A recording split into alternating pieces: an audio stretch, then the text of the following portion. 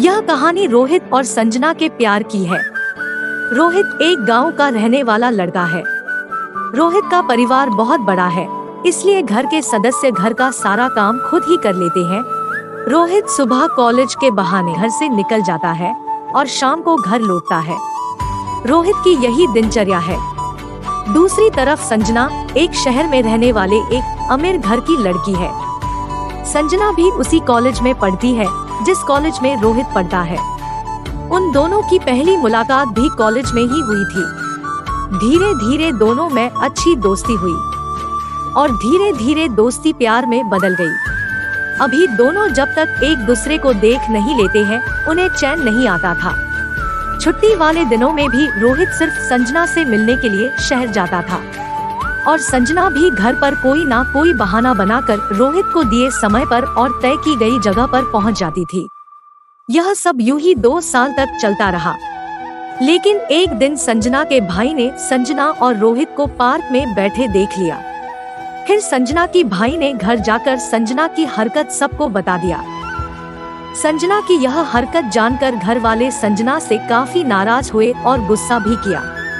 घर वालों ने संजना को कॉलेज ना जाने के लिए कहा और घर से बाहर ना निकलने का आदेश दिया।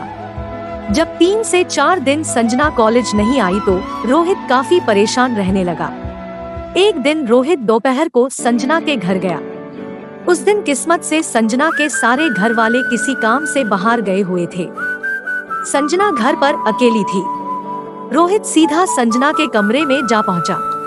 संजना रोहित को देखकर घबरा गई और उसे तुरंत वापस जाने के लिए कहा, लेकिन रोहित नहीं माना तो संजना ने वादा किया कि वह कल उसे पार्क में जरूर मिलेगी। यह सुनकर रोहित वहां से चला आता है। थोड़ी ही देर में संजना की मां घर आ गई। संजना ने भगवान का हाथ जोड़कर शुक्रिया किया।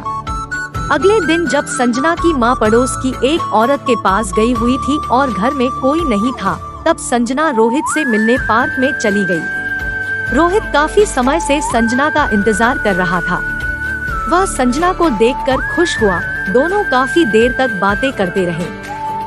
संजना जाते वक्त रोहित से वादा लिया कि वो अब कभी उससे मिलने नहीं आएगा और ना ही कोई गलत कदम उठाएगा। यह कहकर संजना घर चली गई। उधर घर वाले संजना को देखते ही गरज पड़े और उन्होंने संजना को बहुत धमकाया। बाद में घर वालों ने उसकी शादी कहीं और कर दी। रोहित अब भी संजना को बहुत याद करता रहता है और उसकी जुबान से सिर्फ यही शब्द निकलते हैं, मेरी किस्मत में तू नहीं शायद, क्यों तेरा इंतजार करता हूँ, मैं तुझे कल भी प्यार करता था, मैं तुझे अब भी प्यार करता हूँ।